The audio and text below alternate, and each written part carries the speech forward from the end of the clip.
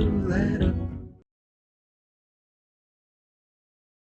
Olá, o Lero Lero dessa semana recebe um artista visual que tem uma carreira, até rimou, né? Internacional, mas nascida aqui na terrinha, aqui em São Gotardo. Hoje eu converso com a Janaína Melo Landini, uma pessoa que eu gosto muito e admiro muito. Janaína, prazerão ter você aqui no nosso ambiente do Lero Lero. Seja muito bem-vinda. Obrigada. Nossa, um prazer imenso estar aqui. Você está louco. Eu estava só esperando esse convite aparecer. Oh, coisa boa, voltar à terrinha e voltar aqui nos estúdios, Ué. né, dessa GTV, no Lero Lero. Deixa existir aqui nos arquivos, né, também. Isso é bom, né, Janaína? Tem que voltar sempre, voltar no começo é importante, né, Janaína? Voltar é importante, sempre. A vida é cíclica, né? Não tem jeito. Bom, Janaína, como eu acabei de dizer, é nascida em São Gotardo. Vamos começar nosso bate-papo, né, Janaína? Contando as origens, contando aqui da terrinha. O mineiro que fala isso, né? De quem que você é filha, né? De quem que você é, né, Janaína? Conta pra nós, por favor. De quem que você é filho? Essa é a pergunta, a primeira, né? Se você quer começar do começo, pergunta de quem que você é filho. Eu sou filha da Dona Itália, do seu ladinho, neta da Dona Alta, Totonho de Melo e dos Castros. Eu não conheci meu avô nem minha avó de Castro, então a família de Castro está dentro da nossa vida, mas o Totonho deixou a gente quando eu tinha 9 anos de idade, então o Totonho também é uma pessoa que eu tenho só as histórias, praticamente, pouca memória de verdade. E a Dona Alta, que é basicamente o esteio da nossa família. Você sabe que eu não entendi o que era machismo, porque a nossa família, basicamente, foi matriarcal, né? Dona Alta foi, assim, um esteio, mas, assim, é a base, completamente uma pessoa à frente do tempo, né? Ao mesmo tempo, quando eu vejo, assim, a avó tinha tanta cultura tradicional, né? Tanto fazer, tantas habilidades manuais, né? Prendada, mas, ao mesmo tempo, tanta sabedoria, né? Essa sabedoria que a gente tem que saber valorizar, e é por isso que o velho tem que ser escutado e valorizado e modernizado de novo. Cada vida é um recomeço, né? Mas tem que ser um recomeço dessa base. A gente não pode negar essas bases, né? Eu acho isso muito importante. E interessante, a gente começa falando da nossa avó em comum, somos primos, né, Janaína? E Dona Alta, né, que era uma senhora que tinha uma simplicidade, uma mansidão fora do comum, né? Invejável. E, Janaína, eu vejo você falar que foi criada numa família, num ambiente de mulheres de personalidade muito forte, muito talentosas, não é isso? É, isso mesmo. Eu acho que foi fundamental para a minha formação hoje como artista aquelas tardes de domingo na sala da avó, sabe? Aonde tinha um cesto de laranja e a gente aprendeu a descascar laranja com 5 anos de idade, mas também os bordados, os tapetes raiolos, o ponte cruz, o crochê. Eu ensinei minha mãe a fazer crochê, porque eu não sei por que ela pulou essa aula. A avó me ensinou a fazer crochê e eu ensinei a mãe a fazer crochê. A mãe, muito prática, né? Já logo pegou um barbante dessa grossura e saiu fazendo tapete gigante. Assim.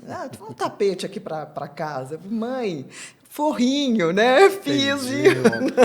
Vamos trabalhar primeiro aqui, né? Não, já logo pegava e fazia aquelas coisas gigantescas. Isso é muito engraçado, porque é natural, né? Então, assim, eu acho que eu nasci no meio das linhas de costura, de bordado, e também tinha outra coisa que era muito comum, né, naquela época dos anos 70, depois 80, é chamar a costureira para dentro de casa. Né? E aquilo, para mim, era melhor do que televisão, melhor que qualquer coisa, do que ficar acompanhando ali a costureira Ela o ia dia em casa. inteiro. Fazer a roupa das férias, né? Todo mundo fazia né, as roupinhas de verão para todo mundo, porque criança cresce, né? Você tem que renovar, né? E aí essa costureira, ela ia lá e eu nem alcançava a máquina de costura ainda, e eu ficava olhando ela. Depois ela começou a me deixar abrir costura, depois ela começou. Os anos foram se passando, No final eu já sabia tudo, tudo, tudo, tudo de costurar. Eu costurei, comecei muito cedo. Aprendeu cedinho mesmo. Eu lembro que a Shizui tinha uma aula de um corte e costura. E eu cheguei lá e falei, Shizui, posso fazer aula de costura? Ela falou, quantos anos você tem? Eu falei, eu, sei lá, tinha 8. Aí ela falou, não, só dou aula a partir de 10 anos. E aí eu fiquei esperando 2 anos. Aí fui lá, fiz o corte e costura dela. Aí eu cheguei lá um dia e falei, e agora, o que você vai me ensinar? Ela falou, não, eu já te ensinei tudo. Aí eu falei, não é, Shizui, mas já? Aí ela falou, se eu soubesse que você ia aprender tão rápido, eu tinha deixado você entrar mais cedo. Por que não fez um teste, né, Janaína? Eu era ávida por costurar. Nossa, como eu gostava. E essa lembrança para mim é muito especial, de chegar na sua casa, te ver fazendo roupinha para as bonecas e tudo mais, né? Aí eu falava, nossa, eu quero uma coisa, uma calça da Zump, vamos supor. Aí minha mãe falava, não, só te dou uma da Westop. Eu falei, então tá bom. Aí costurava roupa de Barbie, vendia as roupas de Barbie, inteirava a minha calça, comprava a calça que eu queria. E aí o desfile, acho que eu quis alguma coisa muito cara. Eu falei, vou fazer um desfile de Barbie. Que interessante, E aí, estou me lembrando dessa história. Aí fui lá, fiz aqui umas 300 roupas de Barbie, pegava malha na malharia que tinha em frente à minha casa ali, e aí fazia as camisetas, pintava a camiseta da Bi. Anos 80 total, sabe? Camiseta, os beijos da Bi, aquelas coisas todas. As calças com bolso, com tudo arrumadinho. Poxa, eu tenho, tá lá em São Paulo essas coisas, devia ter trazido. Você ainda guarda ainda? Tenho, claro. Aquilo é precioso demais. Aquelas roupas de ombreira. Oh, que interessante. E você fez um desfile, realmente. E vendi todas as roupas, todas. Todas as roupas você fez? E aí ganhei o que eu precisava, realizei o meu sonho. Eita, Janaína. Janaína, inclusive, nós temos aqui uma bonequinha aqui muito especial. Começo de tudo. Que você ganhou de uma senhora que a gente gosta muito, né? Que foi uma inspiração. É uma inspiração para você. É uma inspiração. De Santa chegava, era assim... Quanta boneca eu já fiz inspirada nessa boneca aqui, você não faz ideia. Esse cabelo bordado, essa cara bordada. Assim, é praticamente eu desenvolvi uma técnica, porque eu, de certa hora lá na faculdade de arquitetura, conheci um dos meninos que trabalhava com Álvaro Apocalipse no Giramundo. E ele começou a fazer oficinas de boneco com a gente lá na escola, para fazer teatro, fazia os professores, fazia... E aí eu aprendi as articulações, como fazer um boneco que tem articulações humanas. E aí eu comecei a fazer os bonecos de tecido enrolado, igual ela fazia aqui, ó, só que com articulações humanas. E aí as feições, os rostos todos. E aí eu fui, em Otim uma vez, a gente foi fazer uma oficina... Eu estava cuidando da loja, eu já fiz de tudo lá naquele lugar, mas aí eu estava, nessa época, fazendo capacitando as comunidades locais ali. E aí tinha um quilombo, e nesse quilombo eu soube que eles tiveram o hábito de fazer bonecas. Eu falei, aposto que é aqui, ó, nessa técnica, né? Porque isso aqui veio... Isso aqui é boneca de pano da época que não existia de plástico, né? E essas bonecas eram todas de pano que elas faziam. Cheguei lá, cadê as senhoras que faziam as bonecas de pano? Não, a gente não faz mais, não. Quem te falou isso? Não. E quem que tinha me falado isso? Os funcionários do Inhotim que eram lá desse quilombo. Então, era da memória deles. Entendi. Aí a gente fez a oficina. Nós convidamos todas as mulheres que se interessavam. Apareceram grande parte das senhoras já mais velhas e tudo mais, apareceram na oficina. E eu fui retomando a técnica com elas e ensinei para elas esses bonecos articulados. E aí, você precisa de ver. E aí, elas fazendo os bonecos, aí elas começaram a fazer esses bonecos. Quando o Obama era presidente, veio aqui no Brasil... Elas deram um boneco para o Obama, para você ter uma noção do tamanho que isso foi um reencontro cultural que elas tiveram com a própria cultura delas. Porque depois elas foram retomando assim as próprias técnicas, né? Eu passei a minha técnica, mas elas pegaram, cada uma pegou o que quis da técnica, mas a aproximação da técnica com a cultura, né? Que é uma coisa que a gente tem que entender, que não pode deixar morrer. Sabe, eu falo com a Aurora, se você não aprender, minha filha, se você não aprender a costurar comigo, você não vai saber costurar. Porque que hora que você vai aprender? E é interessante você dizer que às vezes a gente percebe pela essa pequena bonequinha aqui, pelos trabalhos que você fez ali, criança, no começo ali, essa origem, né? E também assim, essa coisa maravilhosa que está sempre do lado da gente, é extremamente importante, é um tesouro que está do seu lado, e você às vezes nem vê, né, Janaína? Assim, você acha que aquilo foi uma coisa que, todo mundo viveu isso, não é bem assim. Né? Tudo faz parte da cultura de um povo, de uma família, da gente, né? E serviu de inspiração para criar uma obra de arte bem interessante, bem perene realmente, né? O trabalho, ele chama ciclotrama, que é uma trama cíclica que tende a infinito em conceito, né? Então, assim, ela simplesmente ela se repete, ó, ela abre em dois, abre em dois, abre em dois, abre em dois, e ela só abre em dois. Então, você se propõe a abrir uma corda, você vai abrir a corda em dois, em dois, em dois, até o indivisível. Porque, em conceito, ela podia ir continuamente, mas como é um material finito, uma hora vai ter que acabar, aí pronto, acabou. Verdade. E aí, olha, a gente pode até falar desse trabalho aqui. Esse trabalho aqui chama Imanência, porque ele é sobre essa ideia do Deleuze e do Guattari de falar que, na verdade, só do Deleuze, que é o último texto que ele escreveu em vida, que a imanência começa no dia que a gente nasce e termina no dia que a gente morre. Então, por exemplo, o bolo da avó, ou o biscoito específico que a avó fazia, a Tibrenda aprendeu a receita, mas o da avó mora na imanência da avó. A receita, as pessoas para quem ela ensinou, estão no plano de imanência. O plano de imanência é o emaranhado. Então, nesse trabalho aqui, tem o plano de imanência de outros, porque esse daqui não é da subjetividade. Esse aqui é da subjetividade. Esse aqui, o plano de imanência, tá. Você não vê aonde começa e aonde termina os outros, porque a gente só sabe da gente mesmo. Aí, aquele azul, não. Você sabe onde ele começa, você sabe onde ele termina. Então, ele é vendo de dentro para fora. Você tem essa identidade.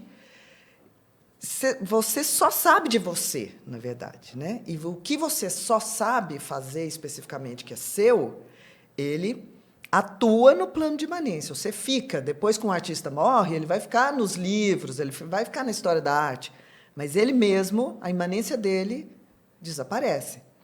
Então, essa é uma viagem que a gente tem sempre que fazer, que a gente existe, né? Ninguém é igual a ninguém. Todo mundo tem a sua única imanência específica. Então, isso falar que todo mundo é igual todos são iguais, é perante a lei. Mas, na essência, cada um é um. Cada um né? é completamente um indivíduo, né? Na sua complexidade, né? Porque não adianta você ser filho de fulano, ciclano, beltrano. Todo mundo só atua no plano de imanência, que é aqui, ó, fora. O dentro é de cada um, não tem jeito, né? Então, essa experiência que a gente tem de existir, ela tem que abarcar todas do que a gente é feito. Essa aqui, ó, é uma outra experiência. Esse trabalho Esse aqui, ó, que é o da praça, tá vendo, ó? Ele é no chão, ele é feito de corda, ele é gigantesco. Ele está querendo dizer sobre o quê? Tá vendo que ele é um palíndromo? Todos os fios que estão para cá também. Então, ele é um dentro e um fora, um eu, você, uma coisa assim que ele se comunica, certo? Mas a minha inspiração foi quando eu fui fazer aquele teste de DNA, que você fica vendo sua árvore genealógica, suas doenças, seus negócios. E aí eu descobri o haplogrupo. O haplogrupo é uma coisa que a gente tem dentro do DNA da gente, que é uma árvore genealógica que só soma. E mulher é XX, homem é XY, então eu não tenho o Y. Eu não tenho a árvore genealógica paterna.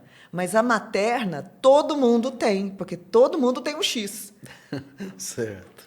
Então, a gente tem escrito dentro do nosso DNA todo o sucesso de mulheres que reproduziram e que reproduziram, e que reproduziram. E assim, outras mulheres, outras pessoas, outros X's, que botaram o seu X para frente e hoje todas elas estão inseridas no meu DNA, no seu, no de todo mundo.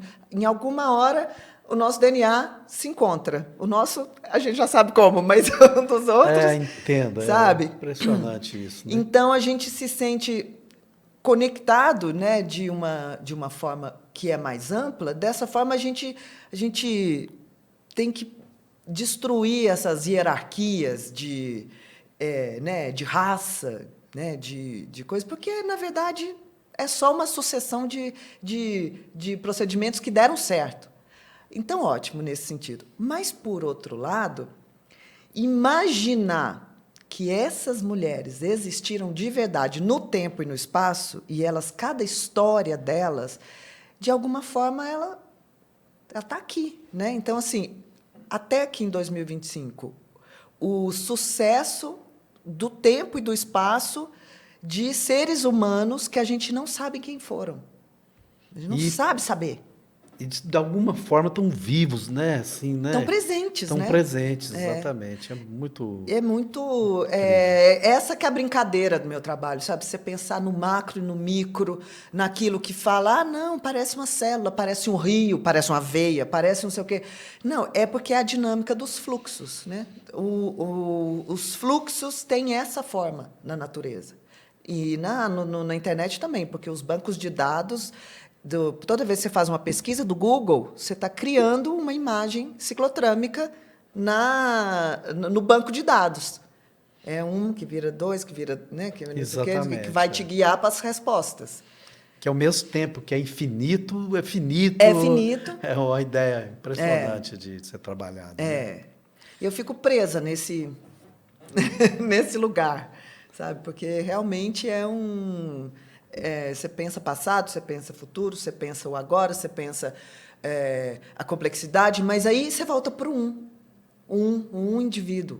Então, entre a complexidade do e o que forma o todo. Né? Então, você tem questões filosóficas de todas as naturezas, desde Aristóteles, passando por Heráclito, passando por todos eles, até chegar hoje na contemporaneidade, onde tudo que é sólido desmancha no ar, mas, ao mesmo tempo, um filósofo da minha idade, hoje em dia, já bastante famoso, que ele fala que são as ilhas, né? A gente está numa malha, numa rede, que a gente se conecta ali, mas se conecta lá, se conecta lá, se conecta...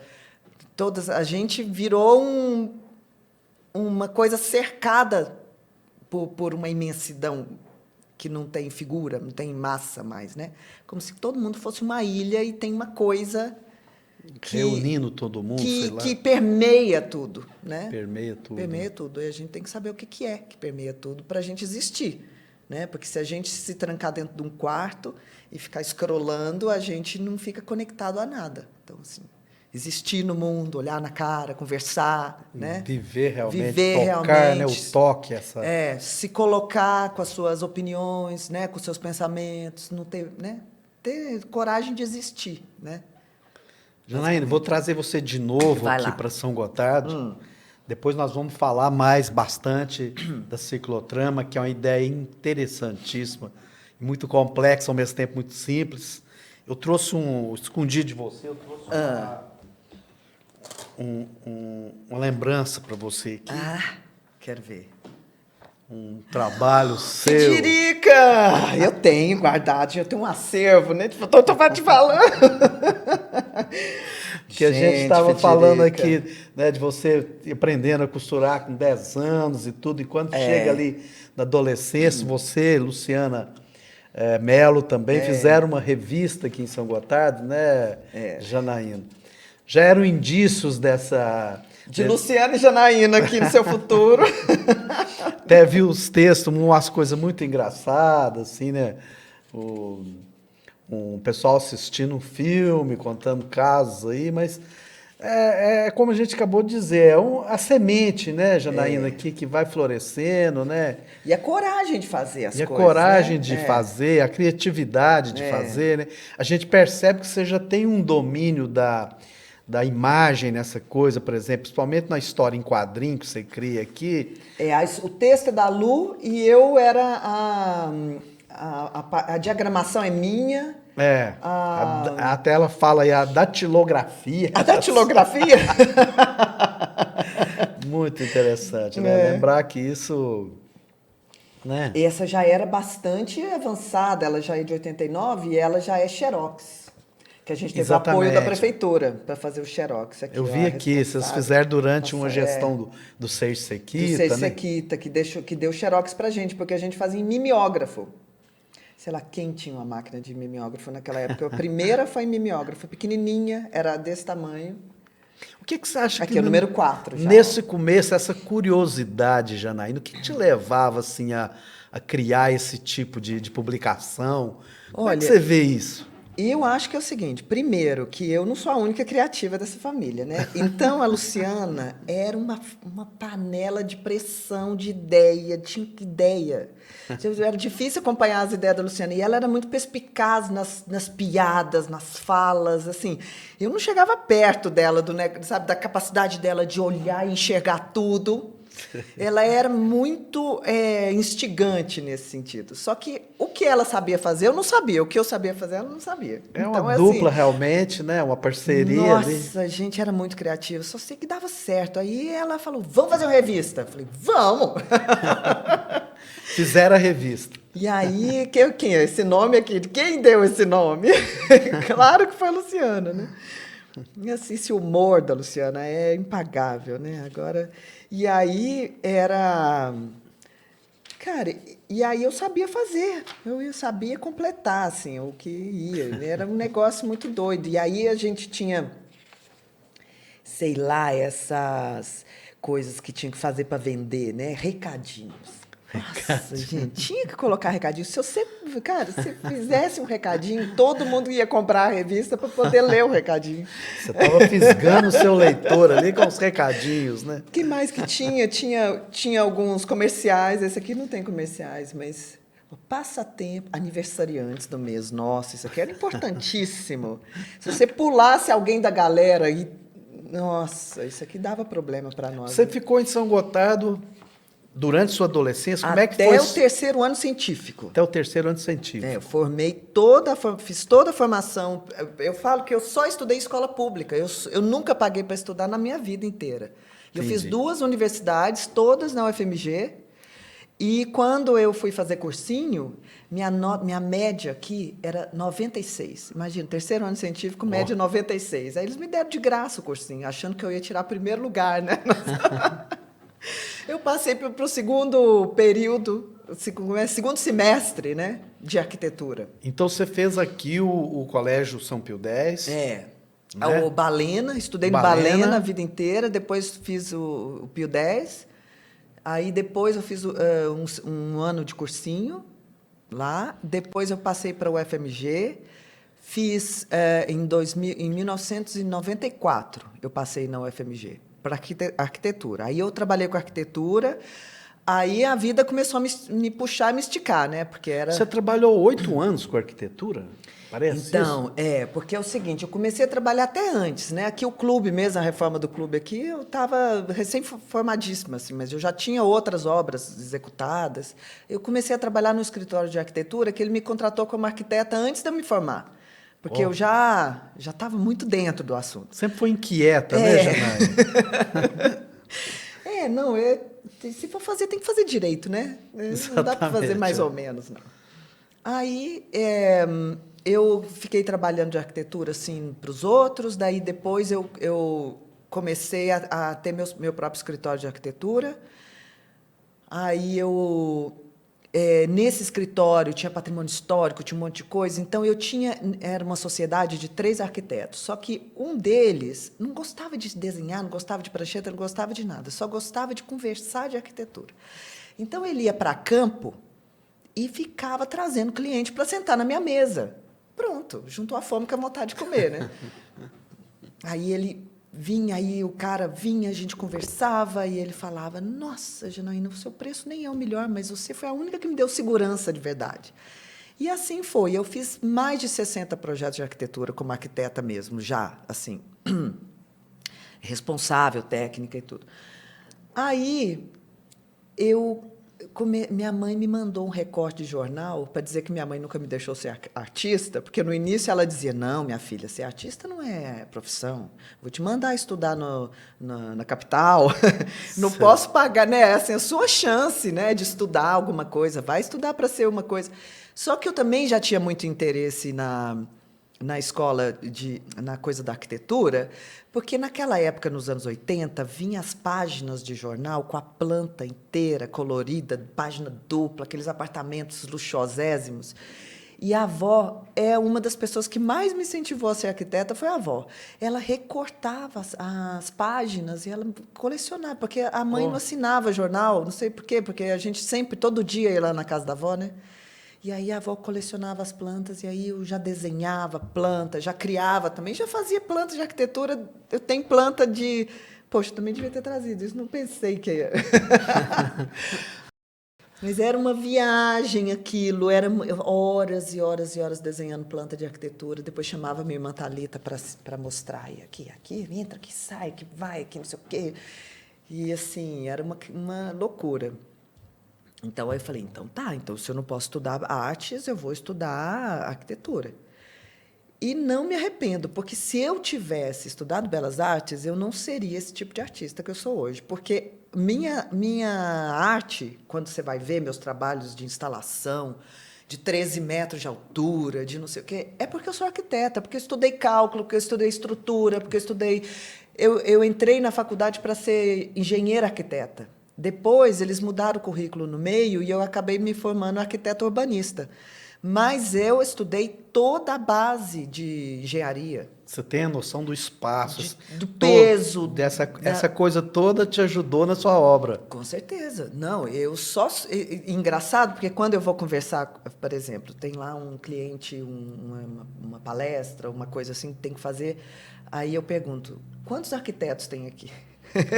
Porque dependendo da conversa, de quantos arquitetos tiverem, eu vou usar um outro vocabulário, sabe? Porque tem a ver até com o vocabulário em si. O vocabulário de arquiteto, o arquitetonês, é diferente do artistês.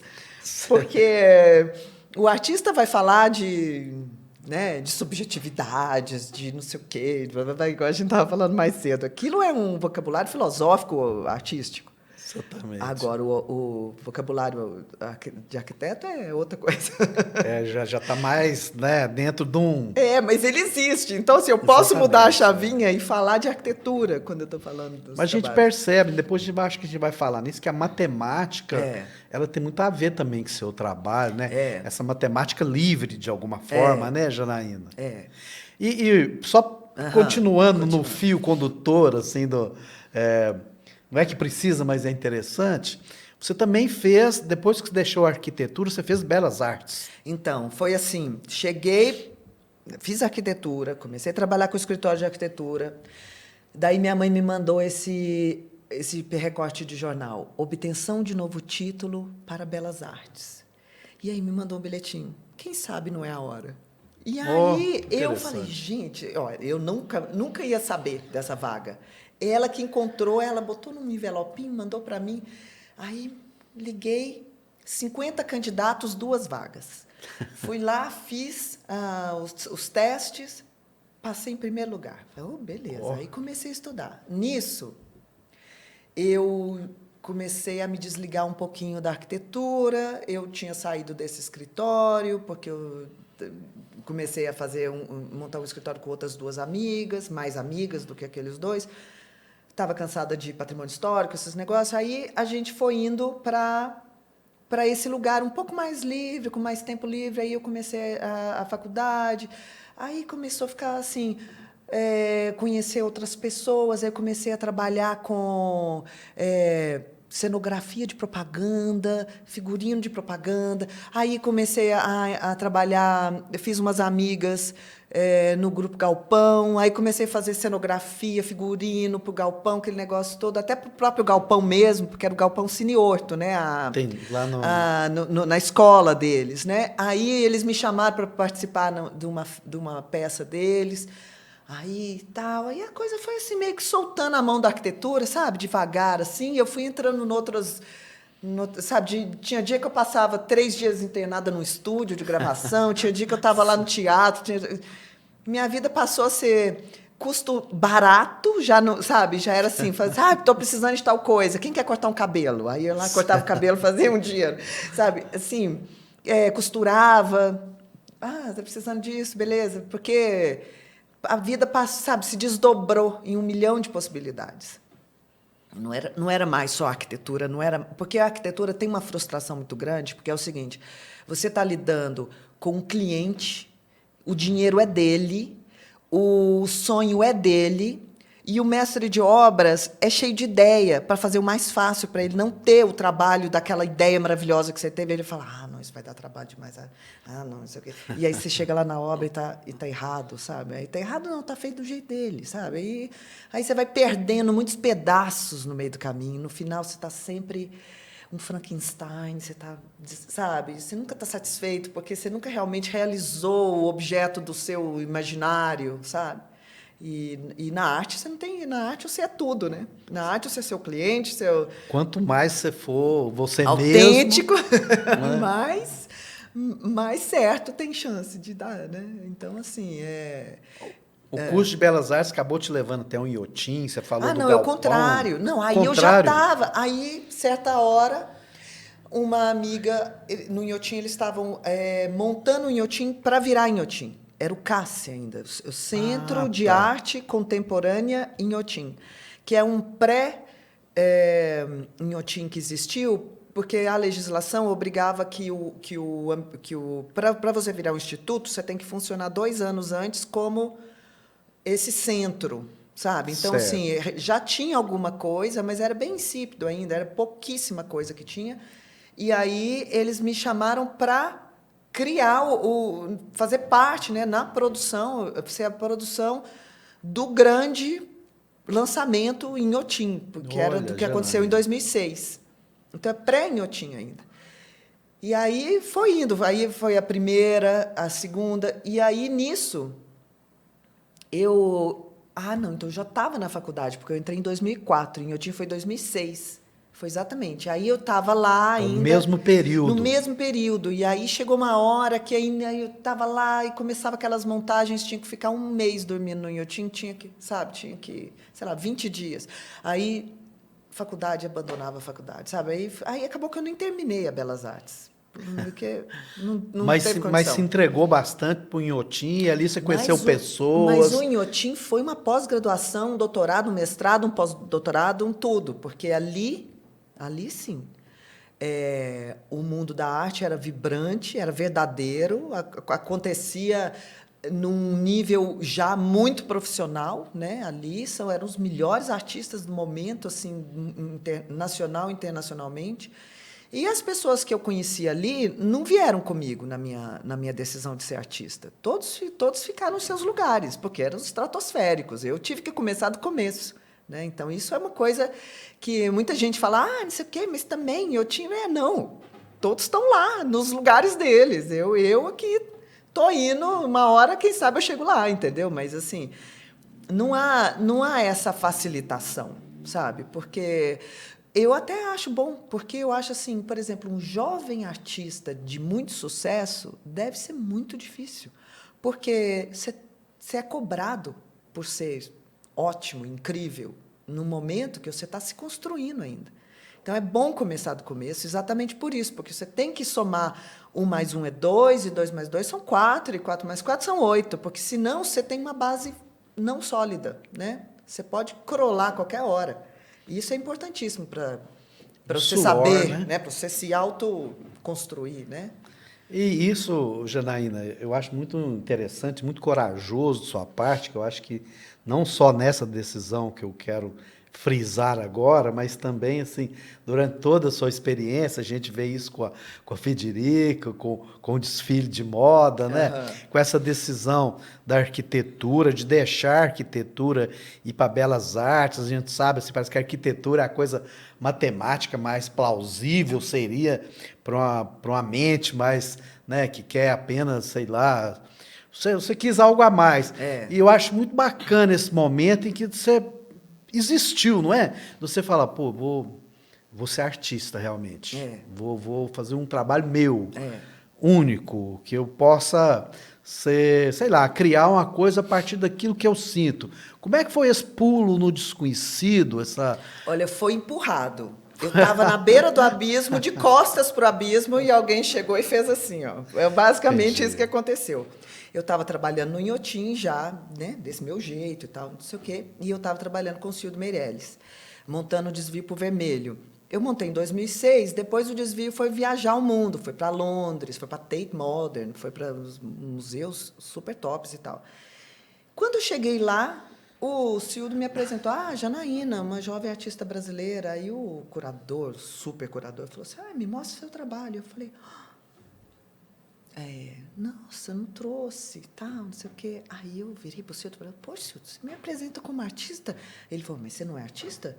Eu falei, Ele falou, claro que você é artista. Eu sei que você é artista, todo mundo sabe que você é artista, por que você não fala que você é artista?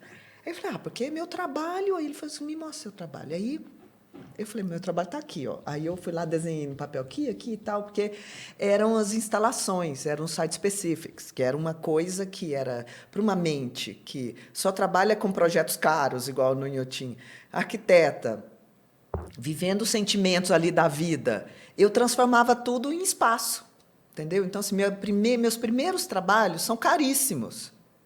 Poucos, 2 foram executados até agora.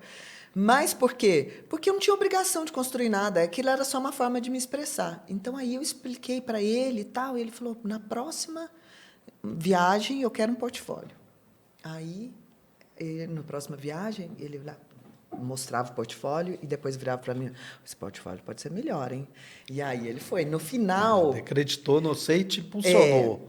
Na última viagem, que era no México, a gente estava conversando, eu apresentando meu portfólio, que já era encadernado, maquetes. E o Dani me ajudou a fazer todas as maquetes já, assim, o Dani já tinha aparecido nessa hora e tal. E aí, parecia um livro. Então, parecia que eu estava falando do meu trabalho, né? Livro. E aí, um artista que chama Francis Alice, que é um cara que eu admiro, assim, tem um trabalho inteligente, sabe? Assim, tal. Ele chegou e viu o Cildo Cuauhtémoc Medina, ele sentou do meu lado aqui, e aí ficava falando assim, não, a artista não fala isso, não. Não, a artista só vai até aqui, ó. Não, ele está te perguntando é isso, não é aquilo. E ele ficou me ajudando, sabe?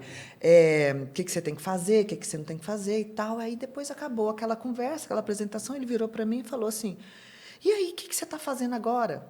E aí eu falei, eu estou produzindo fulano de tal, no Inhotim, tal, não sei o quê, no Inhotim. E ele falou, não, eu estou perguntando o que você está fazendo agora, aqui, ó, do seu trabalho. Aí eu falei, não, esse trabalho aí, não estou fazendo nada, não. Eu estou trabalhando o dia inteiro no museu, não tem tempo para fazer o meu trabalho. Aí a cara dele desmanchou, sim. E ele virou para mim e falou assim, pois você tome uma iniciativa agora.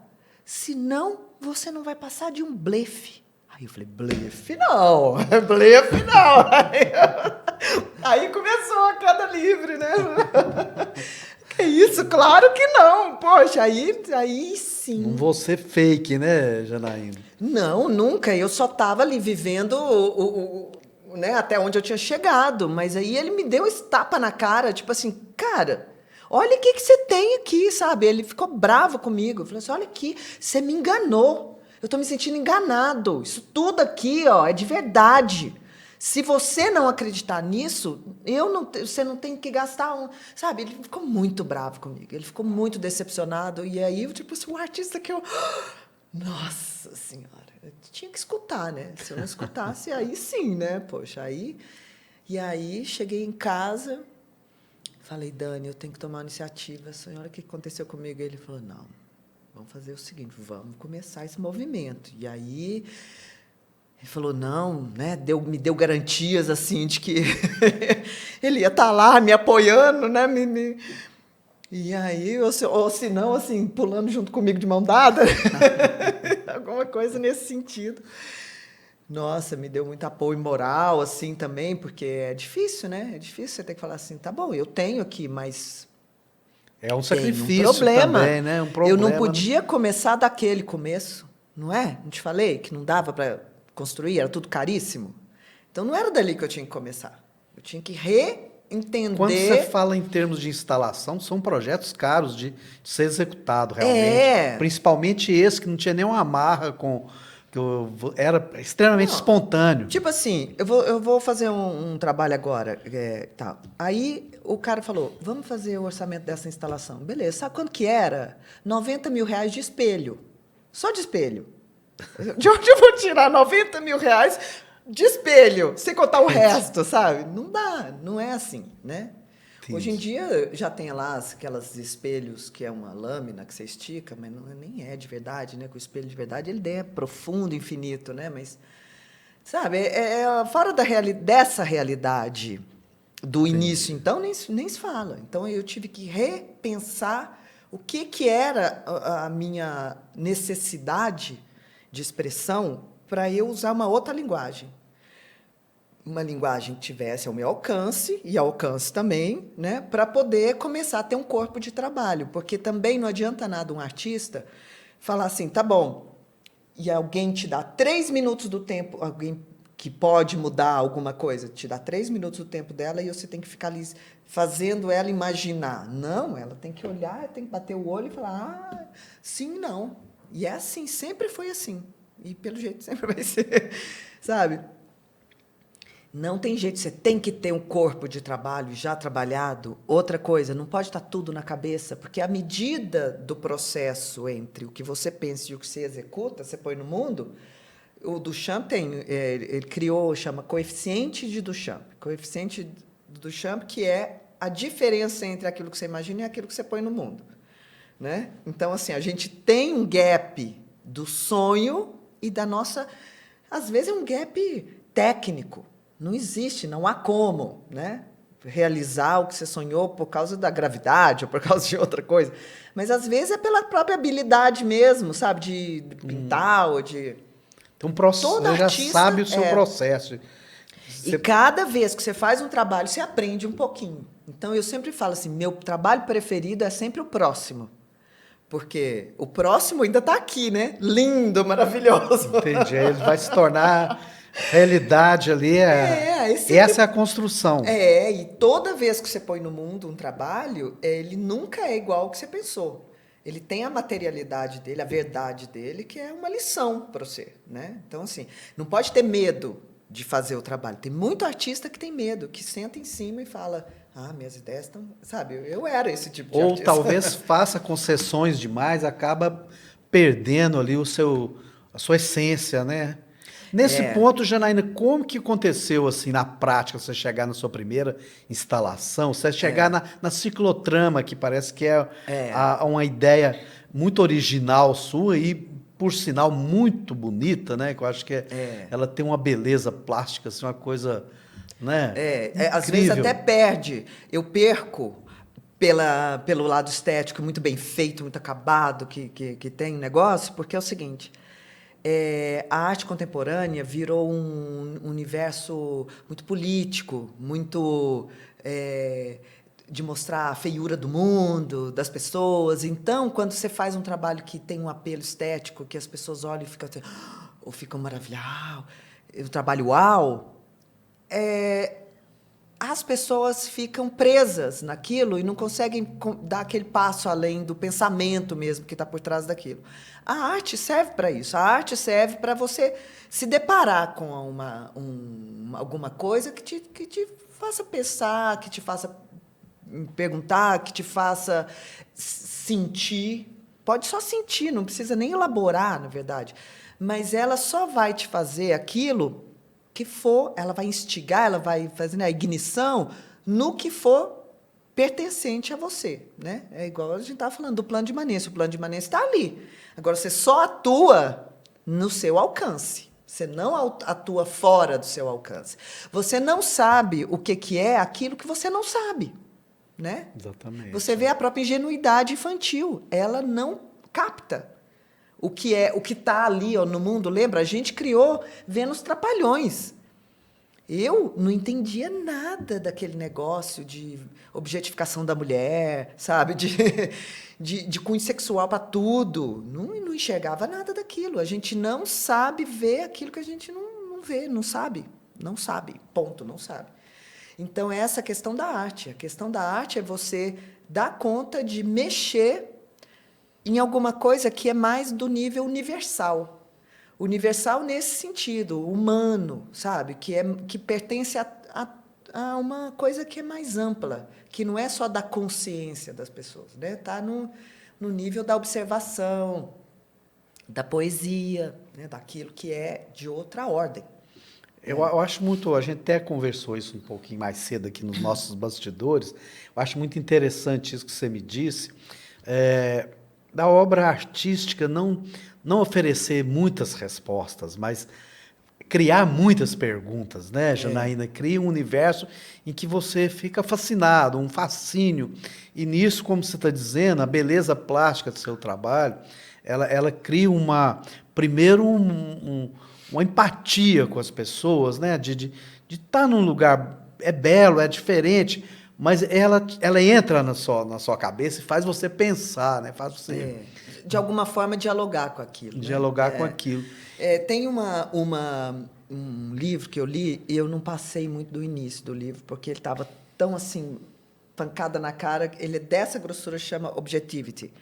E aí eu falei, não, vou parar aqui, porque depois, uma outra hora da vida, eu pego, porque ele já me deu coisa demais, sabe? E uma das coisas que ele fala, bem no início, é essa coisa que o cientista e o artista, eles estão no lusco-fusco de uma luz, que é a luz do conhecimento. A luz do conhecimento fica lá no centro. Quanto mais a gente conhece, né, mais a gente amplia essa luz que ilumina, né, o conhecimento. Então, aí fica o cientista aqui, no lusco-fusco, né, no final da luz, porque o que é, já é, não interessa ao cientista.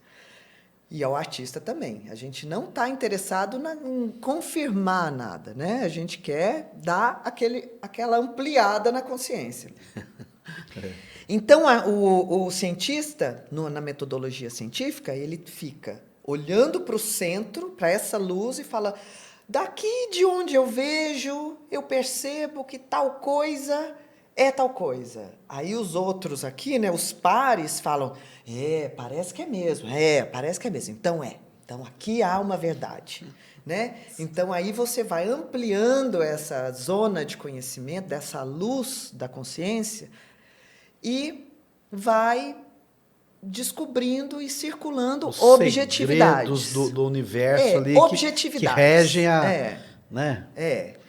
Então a objetividade está ali fora, nesse lugar iluminado. Agora, o artista, ele está de costa para o cientista. Ele olha para o escuro e fala: nossa, daqui de onde eu vejo, eu imagino, eu percebo, Então, ele não está olhando para o claro, ele está olhando para o escuro. Ele não está procurando verdades e certezas, ele está olhando para a poesia, para aquilo que pode vir a ser, para aquilo que está aqui, ó, no sentido da pele, né?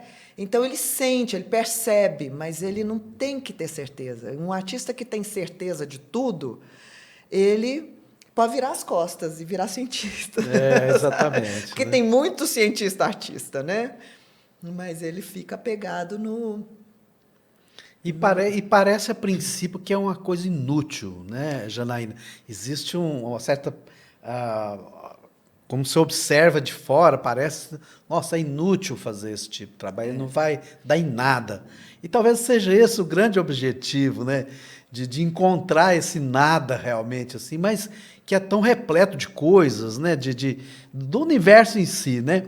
E eu sinto essa forma que você encontrou de criar esse trabalho ciclotramas é muito interessante, que parece partir de um ponto e ele vai se multiplicando, depois ele volta, e você cria um universo aqui dentro para a gente pensar, para a gente ver, né? Isso também eu gostaria muito que você me contasse como é que aconteceu, inclusive, voltando à pergunta anterior, Aham. como que no final das contas aconteceu, Janaína? Olha, essa história é engraçada, porque volta nesse começo, né? Aí tava lá eu costurando, sofrendo com essa volta que eu tinha que fazer para entender uma nova linguagem, porque eu não podia fazer minhas instalações, eu não podia, né? Não podia, não é dali que começa uma carreira de artista, né? Poxa. Começava uma carreira falida, né, Falida, Janaína? é. Aí tava lá, e aí costurar é muito bom para pensar também. Eu gosto, eu fico muito, assim, eu fico ouvindo música, mas é só para embalar os pensamentos, Sim. porque é uma barulheira aqui dentro. Aí tô lá costurando, pensando. E nesse dia eu só desmanchei, que também é uma coisa que eu faço muito na costura. Eu vi que você usou um termo, você descostura. E descostura, para descosturar as coisas. E aí a corda também, né? É engraçado, porque você tem que né, fazer um Penélope, né? Você faz, refaz, você Ah, faz, realmente. refaz, passa, refaz. Então, eu estava lá nesse dia só descosturando, para poder recortar, consertar, tirar uma coisa, pregar a manga mais para cima, porque sabe, essas coisas de costureira. Aí eu fui varrer o meu ateliê lá e, de repente, me veio uma centelha de ideia que, assim, de repente, eu reconhecia todos os fios que estavam ali no chão.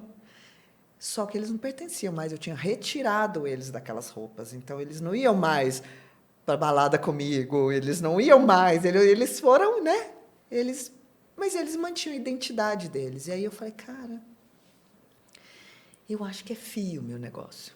Aí, no dia seguinte, eu já logo peguei, lá na hora, às vezes, peguei lá os fios, lá, peguei uns, acho que esses fios mesmo, embolei, fiz um negócio, e aí construí um negócio. Falei, nossa, é isso, porque aí já me deu um monte de ideia. Aí comecei, aí eu tinha uma amiga que tinha acabado de abrir um restaurante em Belo Horizonte, e ela estava fazendo chamava Restaurante do Ano, que o restaurante chamava o número do ano. Hoje o restaurante chama 2025, sabe? Ela tem a inauguração da placa nova todo ano, é uma forma de... Ah, entendi. E aí era 2008. Lá no 2008, ela me chama para fazer uma instalação na parede do negócio. Ela me chama para fazer alguma coisa. Ela falou, Janaína, fiquei sabendo que você quer fazer trabalho, porque eu espalhei, assim, gente, estou querendo fazer coisas, se vocês souberem e tal, me chamar. Aí ela falou, vai lá fazer uma coisa na minha parede. Aí, essa parede estava vermelha da instalação anterior. Eu falei, pode deixar vermelha mesmo. E aí eu tive essa ideia, eu falei, não é os fios e tal. Eu peguei, fiz uma pequena instalação lá no meu ateliê, preguei uns pregos, juntei. E engraçado que hoje eu faço o sistema inverso, mas naquele dia eu projetei uma foto de uma árvore e juntei ela. Então eu crio a tensão e desabo a tensão na linha da leitura, né? Hoje em dia já é totalmente o oposto, às vezes. E aí, às vezes vai, às vezes não é, às vezes muda e às vezes volta. Virou um ciclo mesmo também. Mas nesse dia, veio essa centelha toda, já todo meio que pronto assim na cabeça, porque era sobre a individualidade de um fio que entra num sistema e que faz o percurso desses fios e vai desabar numa morte, né? A vida é assim, não tem jeito, e não adianta nada. Você vai sempre se relacionar com pessoas. No final, você é a soma de todas elas, porque você vai pegar um pedacinho de cada um que vai te ajudar, que vai te deixar com raiva, você vai amar, que você vai, sabe, essas coisas. Então, assim, no final das contas, era como se fosse um fluxo de vida mesmo, assim. Me deu essa ideia de que um fio é mas ele forma um todo, né? E essa torção, então essa coisa de torcer passou a ser a minha forma de conectar. Tem um artista que chegou pertinho do ciclotrama, isso é muito bonito, porque os pensamentos estão aí no mundo, né? Então, muitas pessoas sentem a mesma coisa que a gente. E aí ele chegou perto, ele chegou a conectar fios, mas ele colocava um negócio, sabe, aqueles amarrilhos que você enfia dentro e puxa, assim, ó. Ele conectou, mas passou por ali, não achou que a forma era dele, já logo mudou a forma e continuou. caminho dele. Então, assim, mas ele deu que uma encostadinha. Eu não, e eu sou essa pessoa que vai, assim, vai manusear e vai manter a atenção deles, porque você não pode puxar de mais um, senão você deforma o conjunto, porque ele só está preso no início e no fim, ele só está preso aqui e lá onde for ele, o pertencimento dele, porque ele está todo solto, ó, tá vendo? Ele é só um jogo de forças e tensões. Então ele vai nesse equilíbrio, é um desenho que é um bordado, é um desenho, é uma fórmula matemática, é uma experiência, é um tempo congelado. Ele é né, ele tem as próprias linguagens dele, mas ele é a forma de incorporar um pensamento, que aí é um pensamento que é o meu pensamento filosófico de existir mesmo. O artista tem que falar disso, é do que ele sabe, né? Senão, o que ele não sabe, lembra? E você chegou num pensamento seu, num conceito, e desenvolveu isso durante os anos, né? Os anos, Isso é muito interessante, né? Porque você criou uma expressão única sua, assim. Reconhecida mundialmente, assim. As pessoas, por exemplo, em Dubai, agora em janeiro, fiz uma exposição lá, chegou uma pessoa, falou: "Oi, prazer, tudo bem? Eu vi o seu trabalho na escada da Fundação Carmignac, lá no sul da França, lá no Mediterrâneo, numa ilha." Eu falei: "Ah, que bom." Ele falou assim: "Quando eu vi, eu sabia que era seu." Eu falei: "Ah." E depois eu olhei na plaquinha e eu vi seu nome. Porque, assim, porque bacana, não tem jeito.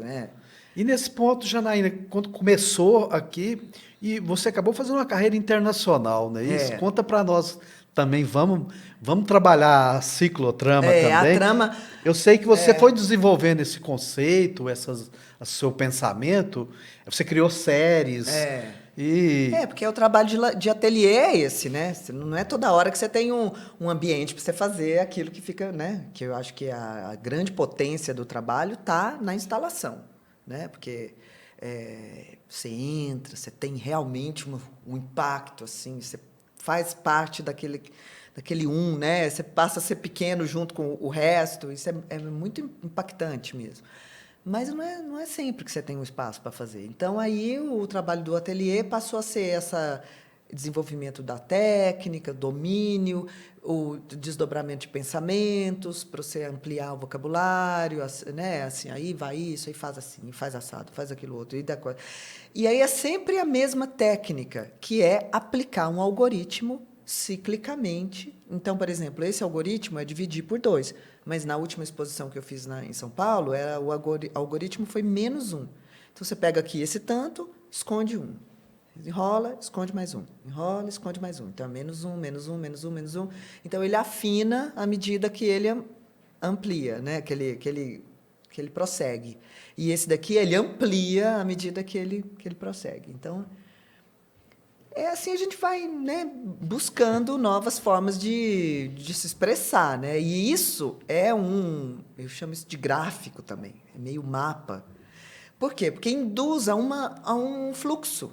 E o fluxo, qualquer pessoa entende o fluxo de alguma forma, sabe? Porque o fluxo é natural da vida natural da mesmo, natureza, né? Então,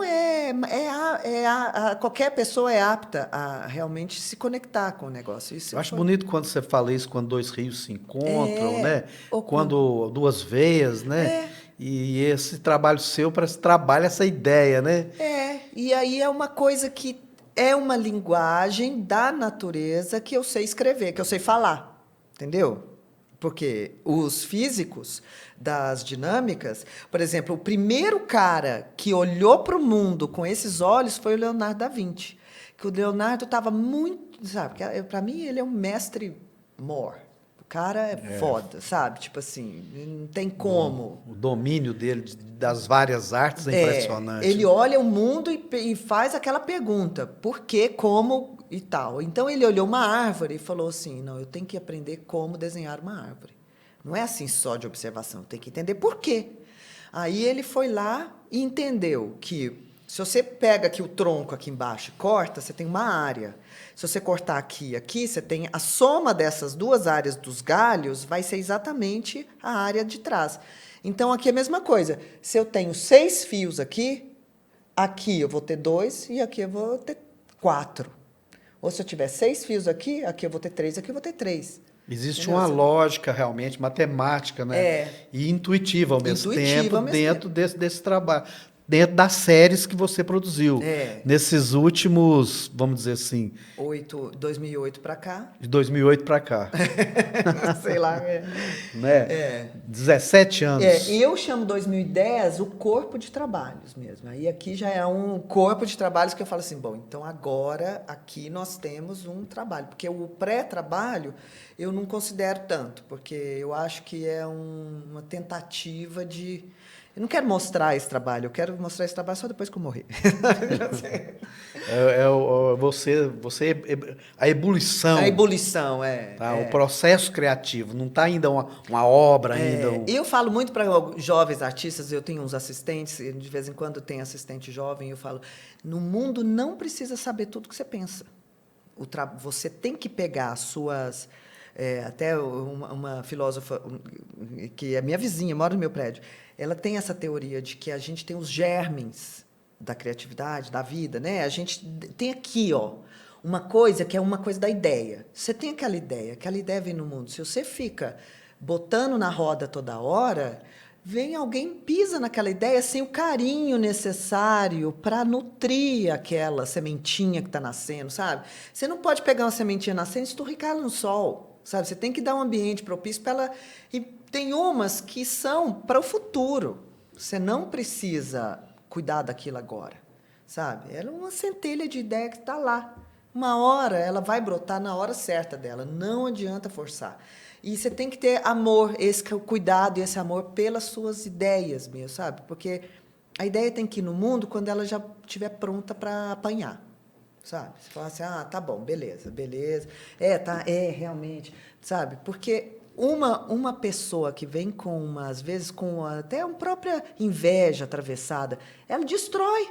Você é capaz de ser destruído por uma opinião negativa de uma pessoa, se você realmente acha que aquela pessoa, sabe, merece ser escutada, porque a gente não tem muito filtro quando a gente está inseguro do que a gente está fazendo, sabe? Qualquer pessoa que vem falar qualquer bobagem, às vezes ela destrói uma coisa que é preciosa, sim. Sabe? Então, você guarda isso com um zelo muito... tem que ter isso. Né? Realmente, de um filho, né? Que tá... Você tem que ter o amor por aquilo que é seu, no sentido íntimo, sabe? Assim, são ideias que são parte do processo, mas elas não têm que... Sabe? Janaína, até curiosamente, que é curiosidade, inclusive, que eu queria te perguntar. Você faz uma instalação, por exemplo, você vai fazer uma instalação na França, num ambiente, você já sabe, a arquiteta já bola o tamanho das paredes, a artista já pensa. Você faz instalações únicas, por exemplo. Você tem que levar esse material para lá. Que tamanho que é isso fisicamente, assim? Essa é ótima. Eu chego com um rolinho de corda, uma caixinha de prego, um martelo e uma tesoura. É mesmo? Olha. Dependendo da corda grande. Tem uma instalação aí que eu fiz no Palais Tokyo, na França, que é 220 metros de corda dessa espessura, 2 polegadas. Então, assim, sei lá quantos quilos, muitos quilos, assim, quase 1 tonelada de corda. Mas, normalmente, é uma coisa simples, assim. Porque é o transformar, né? É isso que é uma coisa interessante, que eu falo que eu faço bordado também, porque eu não transformo o material com tinta, com nada. Eu não atuo no material, eu só transformo aqui, Eles brincam lá no meu ateliê com a minha maquininha. A minha maquininha de enrolar. Aí, desmancha. E assim, quem me vê fazendo os trabalhos, às vezes, dá um pouco de aflição. De vez em quando chega assim, a pessoa que vai me filmar fazendo um negócio. Aí eu estou lá fazendo um site específico gigantesco.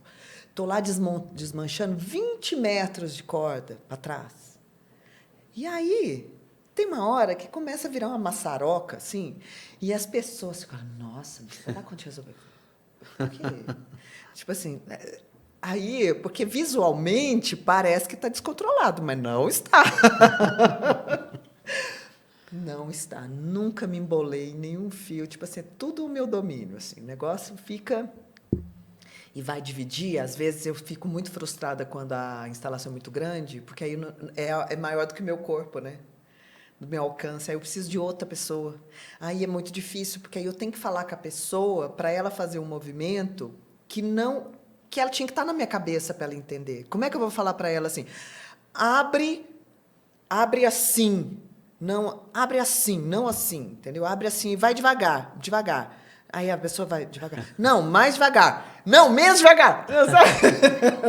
Tem que ter uma interação muito grande. Nossa, eu descobri que o óbvio não existe também, sabe? Porque, sabe, essa coisa da gente fazer, mas é óbvio. Não, mas é óbvio pra quê? Porque aqui eu, no meu movimento, o óbvio do movimento, sabe? Não, o óbvio não existe, esquece. Janaína, você mora em São Paulo hoje. É. Você é representada lá pela Zíper Galeria. Isso. Conta para nós sobre isso. Como é que as pessoas encontram o seu trabalho? Assim, os seus trabalhos são únicos. Você tem uma produção que você vende. Como é que funciona? Ou só nas instalações? O que é comissionado, por exemplo, instalação tem que ser comissionada, porque ela tem que ser no lugar que a pessoa está se disponibilizando. Normalmente é museu, coleção particular, gente que realmente entende que aquilo pertence ao ambiente, porque tem que saber que ele vai comprar aquilo e, se ele mudar de casa, ficou na casa, entendeu? Ele não vai levar para outro lugar. E não vai ter uma armação para o seu trabalho, não, é feito no local. No local. E se for destruído, é destruído mesmo. Se for remontado, tem que ser no mesmo lugar. No mesmo, né? Não é uma coisa, não é assim, é para o usufruto. Mas ele não é um objeto, né, que você leva. E aí isso tem que falar com a galeria, né? No Brasil, tem que falar sempre com a Zíper. Eu não trabalho com nenhuma outra representante aqui, não. Por que precisa disso? Porque o artista ele está lá pensando nas coisas que ele está fazendo. Eu, por exemplo, eu não gosto de ficar negociando dinheiro, não gosto do valor das coisas. Eu acho que isso tem gente para fazer isso, então é melhor que eles façam. Até mesmo porque existe pesos e medidas para tudo que acontece. Então, por exemplo, agora o meu trabalho acabou de entrar para a coleção nacional francesa. Então, isso significa o quê? Daqui a 500 anos, se a Mona Lisa estiver preservada, o meu trabalho também vai estar, porque é o mesmo grupo que preserva o Louvre e os outros museus franceses, preserva esse museu também que agora o meu trabalho está, que é o MAD, que é lá de Paris. Isso significa que é uma entrada para a história da arte, né? Então, assim, agora, o dia que eu não estiver mais aqui, o trabalho está catalogado nacionalmente na coleção francesa, lá meu nominho, nascido em São Gotardo. E isso é um grande passo para a carreira de um artista. Então, isso significa que o meu trabalho agora custa um pouco mais caro, entendeu? Já ganhou um outro status, né? Quem vai validar esse valor é a galeria, que sabe dar esse preço. Eu menor ideia de como isso funciona. Eu só fico ali de olho para que não haja abusos, para que isso seja coerente o crescimento, porque eu não quero dar um passo maior que as pernas, porque isso é péssimo também.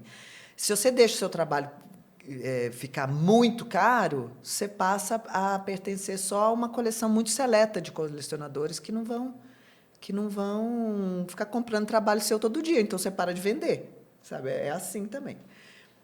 É toda uma matemática deles lá que eu não estou muito ligada nisso, não. Só fico de olho lá, observando. Agora, isso é a galeria. A galeria, ela vende o trabalho. Então, por exemplo, minha produção é muito pequena. Por quê? Porque é um trabalho de cada vez e eu estou complexificando cada vez mais. Então, assim, tem trabalho que eu gasto 2 meses para fazer, tem trabalho que eu gasto, entendeu? Então, assim, não é tão simples assim, falar quem quiser, entendeu? Entendi. Porque a galeria é que vai dizer, não, esse colecionador é mais sério do que esse. Esse aqui só quer para colocar lá na sala dele. Então, esse aqui vai ficar no último da fila, entendeu? Então, assim, tem essa dinâmica que a galeria faz de escolher.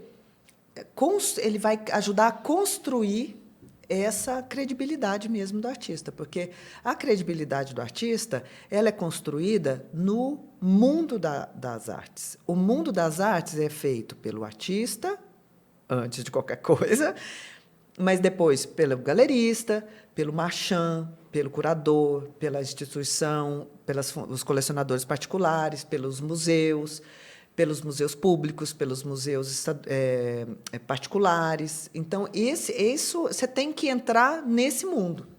E isso é que vai te dar reconhecimento como artístico, reconhecimento como artista, né? O reconhecimento. Quanto mais reconhecimento, mais reconhecimento. Mas no sentido assim, você pode dizer, eu sou artista, e pronto. Você pode ser artista, não tem problema nenhum. Todo mundo pode ser artista. Isso é uma coisa que só vai ser... ninguém vai te tirar o direito de dizer que você é artista. Agora, a única coisa que vai acontecer é, você é um artista reconhecido? Qual o reconhecimento como artista que você tem? Aí, essa que é a variação que existe. Então, por exemplo, quando a gente tem o reconhecimento internacional, aí, por exemplo, eu não tenho muito reconhecimento nos Estados Unidos. O pessoal lá não se comunica muito com o meu trabalho. Mas na França, na Bélgica, principalmente na França e na Bélgica, na Holanda. Na Holanda eles adoram, sabe? Muita coisa. No Oriente Médio também você tem E o uma Oriente expressão. Médio, absurdo também. Interessante. E eu Coisa acho bonita, que né? tem a ver com essa artesania do trabalho, sabe? Por quê? Porque são culturas que eles realmente estão interessadas nessa coisa mais humana mesmo, sabe? Dessas conexões, etc. O Oriente Médio, a gente fica pensando... a coisa do fractal, sabe? A cultura deles é muito baseada na coisa matemática, sabe? Eu acho que ali pega nisso. A artesania mesmo, assim, a beleza do trabalho, essa coisa super bem acabada, que eu gosto muito, sabe? De trabalhar. Isso eu acho que pega muito o Oriente Médio. Agora, na França, ali, eu acho que tem essa coisa filosófica mesmo, sabe? Porque a filosofia... você pode até achar que tem que filosofar em alemão, mas na França é a minha... assim, eu gosto do Deleuze, do povo ali, sabe? Dos outros que estão mais dentro desse pensamento. Sei lá, eu acho que é mais nesse sentido. E aí você me perguntou uma hora. Aí eu fui fazer um trabalho. Aí eu estava indo na casa dos pais do Dani, né? Eles moram em Milão. Aí uma galerista francesa me chama. Janaína, você por acaso está vindo à Europa? Porque eu sou uma pequena galeria, eu não tenho condição de te convidar, porque o Brasil é longe, mas se você tiver interesse, eu posso te oferecer minha galeria para você fazer uma instalação. Tem passagem comprada. Aí ela falou, ótimo. E tava com os pregos, com... Aí... Não é tão difícil é difícil de fazer, mas de levar, de né? levar, não. Prego você compra lá no Leroy Merlin. Aí, sabe, eu levei a corda, comprei os pregos lá, porque eu tinha medo daquelas bombas de prego, sabe? Que eles fizeram. É perigoso viajar com muitos pregos, é perigoso, eles não deixam. Aí, estou lá. Fiz a primeira instalação. Estou lá montando a instalação. Ela perguntou, você quer que eu feche a vitrine? Porque a galeria dela era toda de vidro para a rua. Eu falei, não, pode deixar aí. Aí passa a noite, uma pessoa... Aí a minha assistente lá abriu a porta. O cara bem apessoado entrou e falou, não sei o quê, papapá, papapá, conversou, perguntou tudo, perguntou, e eu lá explicando e tal. Ele sentiu que eu já estava bem. Isso foi em 2006. Aí ele falou, então tá, então tchau. Aí, na hora de ir embora, ele pegou o cartão dele e falou, eu vou fazer contato com sua galeria amanhã. Era do Palais Tokyo, que é um dos museus de arte contemporânea mais importantes do mundo, mas da França, o mais. Aí... São coincidências como o seu trabalho, né? Que se desenrola a partir do talento, de outras coisas. É um metatrabalho. Ele tem a forma do que acontece na verdade. Assim, ele é a forma das coisas e tal. E aí, já foi no Palais Tokyo. Aí, estou lá montando a exposição e tal, não sei o quê. Aí chega uma pessoa que trabalha comigo agora, porque eu não trabalho mais com essa galeria da França, mas eu trabalho com uma brasileira que foi a pessoa que falou, nossa, eu tenho uma exposição, eu queria que você visse. Ela estava trabalhando com essa instituição. Eu falei, vamos lá nessa exposição, porque tem um artista brasileiro que eu queria te mostrar. Aí chegou lá e falou, nossa! Ou seja, porque já estava lá, ela já falou, não, tem gabarito para estar na minha coleção. Aí vai para a coleção dela. Aí chega lá, uau, a colecionadora.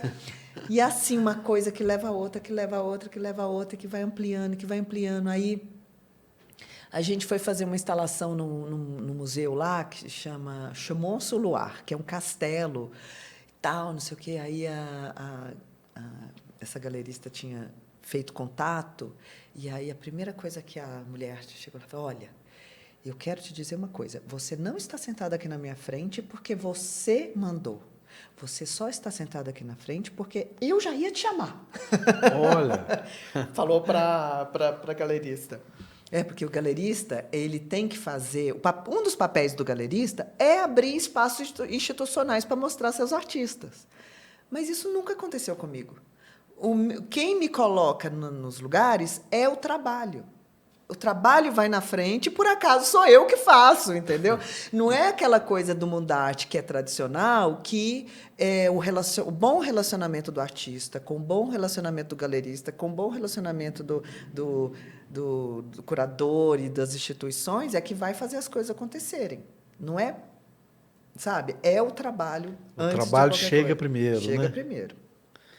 Janaína, eu que, né, a gente, desde criança, vi essa sua curiosidade em relação à vida, em relação à arte, a todas essas formas de expressão que a gente conversou aqui, né? Essa garota que ficava costurando, desenhando, de uma forma artesanal e tudo. Essa curiosidade está viva? Esses anos todos de ciclotrama, fazendo as contas aqui, que eu também sou terrível na matemática, mas eu acho que 17 anos. Se mantém ainda assim, essa curiosidade artística? Como é que é essa ebulição aí dentro de você? É porque, assim, ando na rua, aí acontece uma coisa, aí eu sinto um negócio, aí eu falo, nossa, isso dá um ciclotrama, entendeu?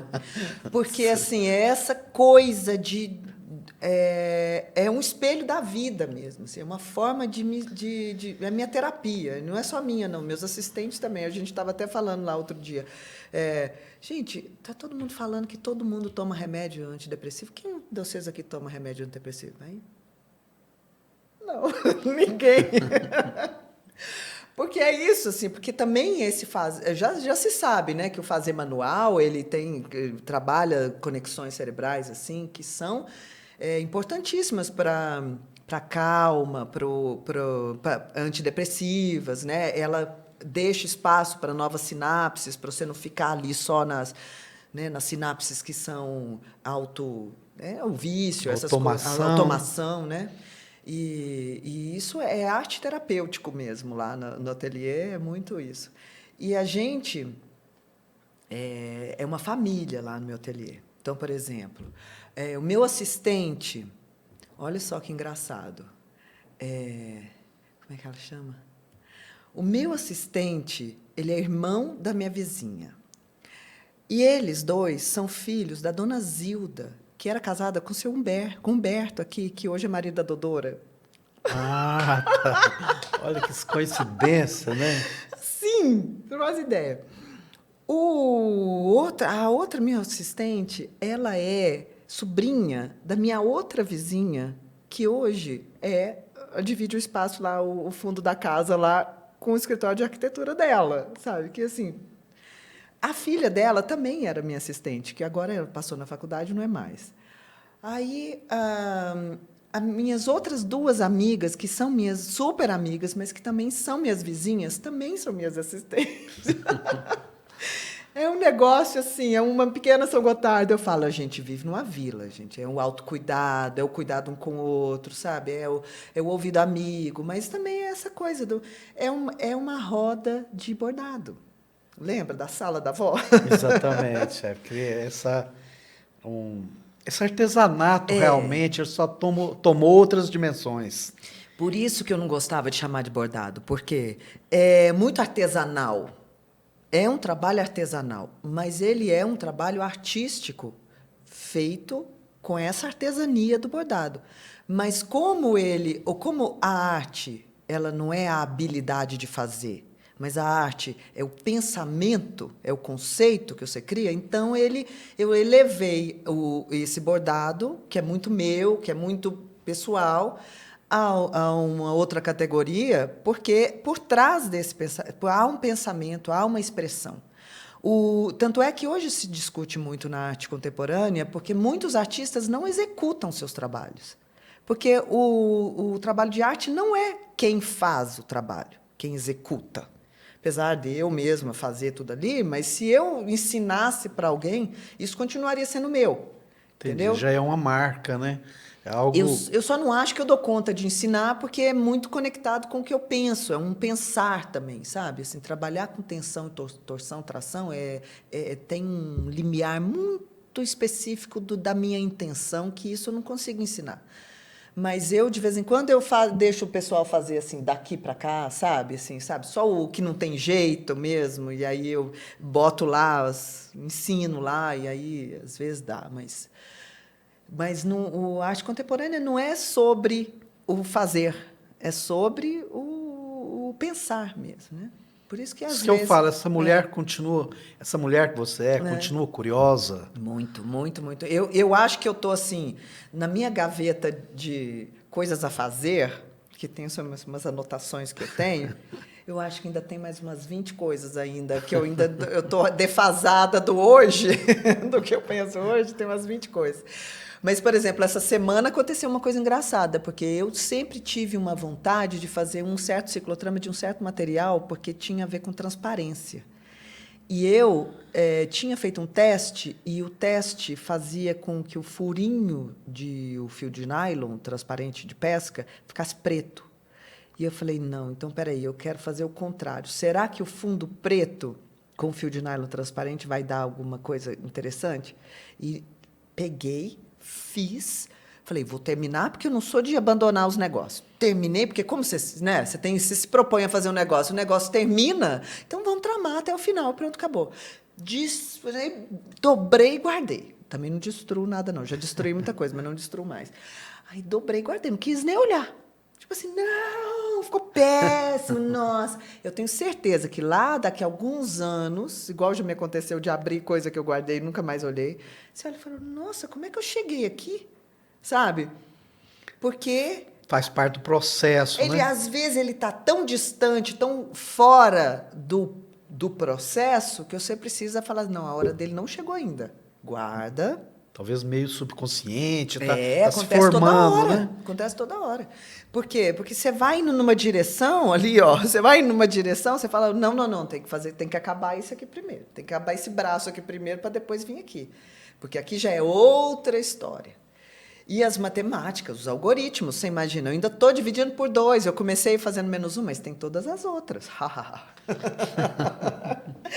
Eu fico me coçando de vontade de fazer, mas aí eu fiz outro dia um pequenininho, eu guardei lá na caixa, falei, não, tá aqui, tá? Isso aqui é um pensamento para depois, mas não para agora, porque depois você vai entrar no outro pensamento, mas num outro pensamento mesmo, numa outra forma de ver o mundo, de ver as coisas, aí começa a cair na sua mão essa coisa desse algoritmo aí da inteligência artificial e da internet, não sei o quê. Basta falar. Daí a pouco começa... E o meu algoritmo sabe que eu não me interesso pela arte dos outros, eu me interesso por coisa de ciência. Vê meu Instagram, é só assim. Eu tenho um telescópio, né? Então, assim, eu sou pesquisadora do céu. Então, começa a aparecer coisa aí na matemática da cosmocoisa. Ixi, mas toda hora aparece coisa de ciclotrama para mim. Porque, assim, que não é o ciclotrama, mas é um viés da linguagem da natureza que eu consigo transformar em ciclotrama. É interessante esse caminho, né? Se até a coisa realmente se materializar, né? Porque ela acontece de formas assim tão sutis, tão que você não está esperando. Não, né, você está sintonizado. Você tá trabalhando. né? Você está trabalhando. E dentro daquilo que eu falei mais cedo, assim, para uma pessoa, para um leigo, parece inútil isso. Ah, sim, essa é boa de falar. Né? Uma coisa completamente assim, para que isso, né? Mas no fundo é o novo, né? O inútil na arte é uma questão muito interessante falar, né? Porque assim, é, o, o artista ele realmente ele prevê, ele está de costas para o cientista, mas ele está ligado ali no mesmo lusco-fusco. Então, na arte, muita coisa vem primeiro, depois vem na ciência. E isso é muito interessante, porque vem ali uma reflexão sobre o existir. Então, assim, enquanto o cientista está na sua objetividade, o artista está na sua subjetividade. Porque ele está conectado de dentro para fora, né? Ele não está deixando o mundo entrar só. Ele deixa o mundo entrar, mas ele responde aquilo que é autêntico dele. E nessa história, o jovem artista ele vai falar assim, porque eu podia dizer assim, não, eu faço isso porque quando eu era criança, lá na casa da minha avó, a gente ficava bordando tapete raiolo e ponto cruz e tal, e eu acho que é por isso que eu faço isso. Podia ficar nessa, para sempre, e pronto, artesanato, entendeu? Agora, se eu faço isso e eu tive que negar isso, não chamar isso de bordado, mas eu nasci lá naquele lugar, eu fui envolvida por fios e linhas e esse foi o meu material de manuseio da vida. Então, por que eu não posso pegar o que sempre esteve perto de mim e me expressar através dele, né? Então, é lógico que acabou que tinha que ser. E ainda tem toda a minha família de Castro, né? De costureira, de bordadeira, né, gente? Nós não estamos falando só da casa dos Melo, não. Né? Então, é um negócio que, assim, eu nasci e cresci e é meu universo, né? Então, o inútil, vou voltar para o inútil. O inútil da arte é só porque a gente está numa civilização tecnicista, precisa de dar utilidade a tudo. Mas toda vez que você embora, como é que fala? Você incorpora cultura num objeto que significa muito mais do que, por exemplo, um forrinho de mesa é um forrinho de mesa. Agora, um objeto que ele vai contar para o futuro aquilo que é de um pensamento de uma época, ele não é inútil. Ele pode ser inútil para o uso, porque a arte, se for utilitária, não é arte. Então, a gente não usa a arte.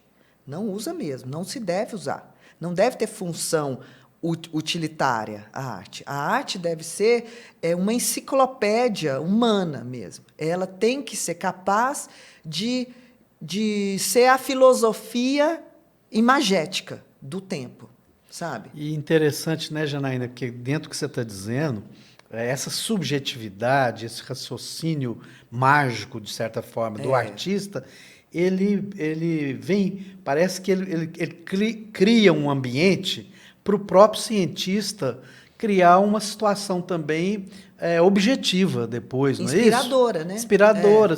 O mundo foi feito assim, sobre camadas e climas, né? Por isso que o Leonardo da Vinci não foi considerado cientista, mas as descobertas que estavam nos livros dele, que estavam embrulhando pão, você sabe que a produção dele estava quase toda perdida, porque foi passando de fulano para ciclano durante o tempo, porque ele é de 1500. Então, numa certa hora, uma pessoa comprou uma coisa na feira, embrulhado num papel, que era uma folha dos cadernos do Leonardo da Vinci. Falou, peraí, o que é isso aqui? Aí voltou lá correndo e falou assim, peraí, de onde você estava vendo? Aí foi lá e comprou tudo que tinha sobrado. Porque eram assim, milhares de coisas se perderam, sabe? Então, e geniais, né? Da cabeça de um gênio, realmente. Né? E por que ele não mostrava as coisas e não era? Porque ele era mais tendencioso a ser porque era tipicamente daquela época, ele vivia na corte, né? Enquanto ele estava vivo e tal, e não sei o quê. Então, ele tinha comida, ele tinha cama, e ele tinha que fazer as coisas dele. Tanto é que ele é famosamente reconhecido por nunca ter terminado nada que ele comeu. O TDAH dele, imagina. Ele não terminava as pinturas, ele não terminava as coisas, porque aí ele olhava para a coisa, aí ele olhava para a água, e aí ele olhava para não sei o quê. E aí aqueles cadernos, aquilo tudo, é conhecimento, ele dessecava corpos. Então, grandes coisas da biologia, coisas da anatomia, ele já sabia há muito tempo. Depois de muito tempo, aí vem os outros cientistas mesmo, fazendo a carreira de cientista, com seus iguais, para poder falar, é verdade, não sei o quê. Ah, olha. Aí eu falei, não, aqui, ó, Leonardo da Vinci já sabia. Exatamente. Ele Entendeu? preparou o terreno. Quer dizer, Né? não sei, né? Ele é. No Galileu Galilei, tadinho. Teve que falar, tá bom, galera, tá bom. Porque ele falou. A Terra não é o centro do mundo, a gente gira em torno do Sol. Exatamente. Aí a igreja falou, que é isso, que heresia, você tá doido? Aí ele falou, não, ou eu vou fazer igual o Giordano Bruno, vou morrer, ou eu vou falar, não, gente, tá bom, ok, desculpa, foi mal. Com o tempo isso vai ficar óbvio, né? Tudo bem, eu quero viver, eu quero ainda viver mais, quero continuar pensando, quero continuar fazendo, do jeito que der. Janaína, muito obrigado por essa conversa maravilhosa com você. Depois nós temos que continuar. Tem um assunto para muito tempo, né? Ciclotrama. Ciclotrama. Obrigadão. Valeu, obrigado demais. Grande abraço para você e tudo de bom nessa vida, tá? Valeu demais. Valeu demais. Bom, o nosso Lero Lero fica por aqui. Obrigado pela sua audiência. Janaína? Senão nós vamos conversando aqui. Não acaba não, seu. Lero, lero.